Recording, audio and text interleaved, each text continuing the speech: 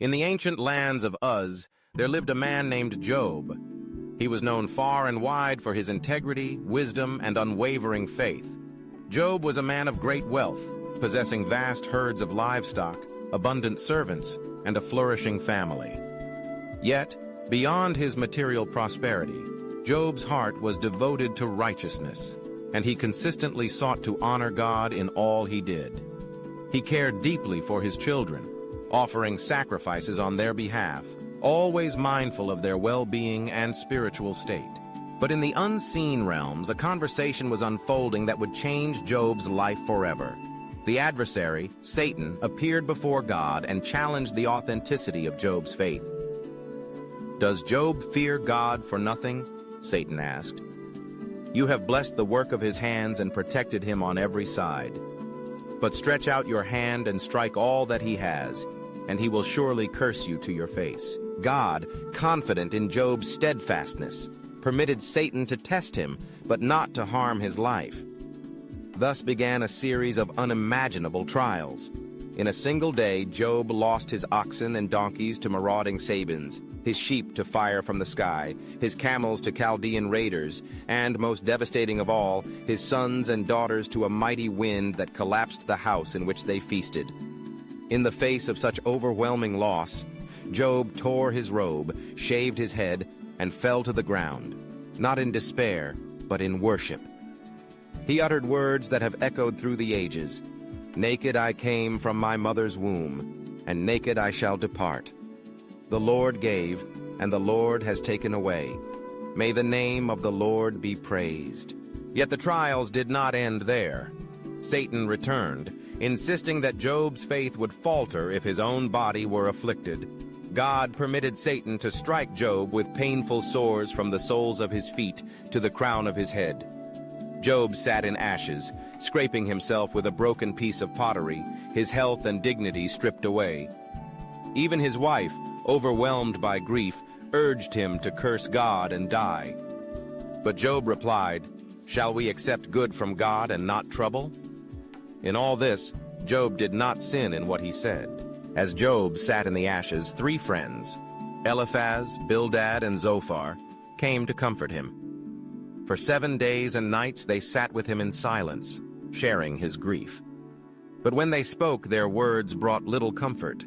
They believed that suffering was always the result of wrongdoing, and so they urged Job to confess hidden sins. Job, however, maintained his innocence. He poured out his anguish, questioning the reasons for his suffering, longing for answers, and yearning for God's presence. The dialogues between Job and his friends reveal a profound struggle with the mysteries of pain and justice. Job's friends clung to a simple formula: good things happen to good people, and suffering is a punishment for sin. But Job's experience defied this logic. He had lived uprightly, yet calamity had befallen him. He wrestled with God in prayer, asking, "Why do the innocent suffer? Where is justice? Where is hope?" In the midst of his agony, Job's faith flickered, but did not die. He uttered words of hope that shine like beacons in the darkness. "I know that my Redeemer lives, and that in the end he will stand on the earth. And after my skin has been destroyed, yet in my flesh I will see God." These words reveal a hope that transcends suffering, a hope rooted not in circumstances, but in the character and promises of God. As the debate continued, a younger man named Elihu spoke up, challenging both Job and his friends. He reminded them that God's ways are higher than human understanding, and that suffering can refine and teach, not just punish. Elihu urged Job to trust in God's wisdom, even when answers were elusive. Finally, God himself spoke to Job out of a whirlwind. He did not answer Job's questions directly, nor did he explain the reasons for his suffering. Instead, God revealed the vastness of his creation, the wonders of the universe, and the limits of human understanding. "Where were you when I laid the earth's foundation?" God asked. "Who shut up the sea behind doors when it burst forth from the womb?" Through a series of questions, God reminded Job that there are mysteries beyond human grasp, and that trust in God must rest on who he is, not just on what he does. Confronted by the majesty and wisdom of God, Job responded with humility and awe. He confessed, "Surely I spoke of things I did not understand, things too wonderful for me to know. My ears had heard of you, but now my eyes have seen you. Therefore I despise myself and repent in dust and ashes." In the end, God restored Job's fortunes, giving him twice as much as he had before. Job's friends were rebuked for their narrow understanding, and Job prayed for them, demonstrating forgiveness and compassion. Job's latter days were blessed with new children, abundant wealth, and a renewed sense of purpose. Yet the true restoration was deeper than material gain.